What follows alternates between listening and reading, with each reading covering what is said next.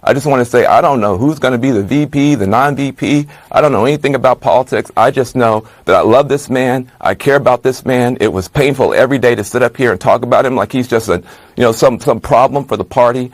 Wait till we get to the convention. You're going to see people crying, standing, screaming, cheering. He may not get a chance to talk for 10 minutes. We finally get a chance to put our arm around this guy. He did the right thing for this country. He did the right thing for this party. All of us are going to be in this situation someday, and I hope that we take a moment to honor this man and to love this man. I love Joe Biden. That's CNN correspondent and man who doesn't know anything about politics, Van Jones, fighting back tears as he confesses love for Joe Biden after it was revealed that Sleepy Joe won't be running in 2024. Welcome to Nerk News, I'm Nerkish, and Joe Biden has successfully been ousted by his own party because after repeatedly stating that he would not drop out, top Democrat officials and their establishment media cronies suddenly pivoted on his declining mental state and manufactured enough pressure and protests outside the White House to toss him to the curb. Or at least that's how it looks to anyone with two brain cells to rub together. CNN has a different take. Yeah, there's a lot of political stuff. The Democratic Party is a family. At the end of the day, this is a family matter. You know, Joe Biden's body may not be as strong as it used to be. His language skills may not be as sharp as they used to be. His heart is as big as ever. His heart is as big and as true and as strong. And this is the difference between a politician and a leader. He made a selfless decision, and people are heartbroken. Even people who are pushing for this to happen. It's kind of like when your grandpa, you got to take the keys. And everybody, you got to take his keys, you got to take his keys. You got to, and he's fighting, and everybody's so frustrated. And then you finally get the keys back. And then you just cry. Because this is somebody that you love. This is somebody that you care about. This is somebody who was there for you. This is somebody, you wouldn't be here without him. And you had to take something from him. Now, this is not, look, politics is politics.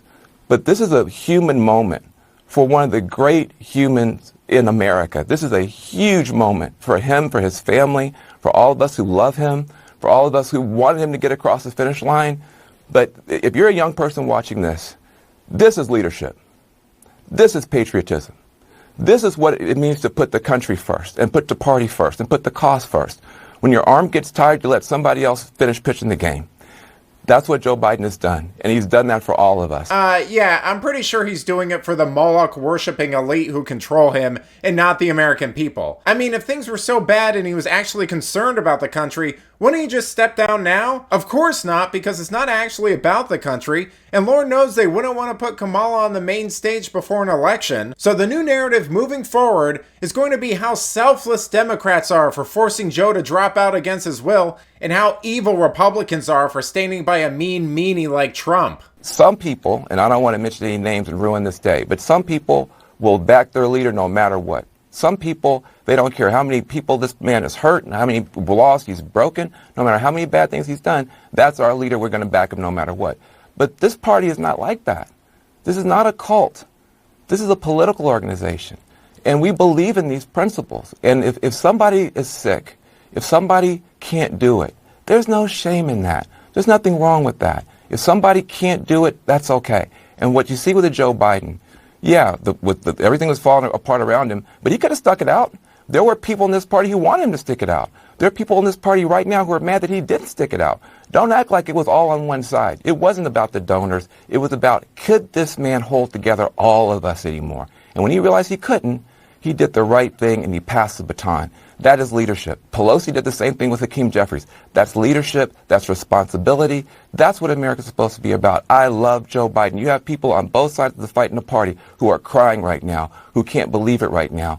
This is not a normal time, y'all. This isn't just politics. This is a moment in time to honor someone who for 50 years put this country first and sacrificed and sacrificed and sacrificed and sacrificed and sacrificed. And today, he's sacrificed again. That's Joe Biden. I love Joe Biden. This country should get around Joe Biden and help our president through these last few months. So true, so true. Democrats have never backed corrupt leaders or openly lied for nearly 4 years about the mental health of a candidate. I mean, could this guy be any more detached from reality? This isn't even some decision Joe came to on his own after thoughtful reflection. The guy was legitimately just a warm body they used to fill a position so Trump wouldn't get in. He's only stepping down because things are so bad that they couldn't even maintain the lie anymore. The curtain dropped, and even then you had people carrying water for him because he didn't want to leave. They had to essentially force him out. And here's the craziest part. Democrats' new attack on Trump is that he's now the oldest running candidate for president. Because we have work to do.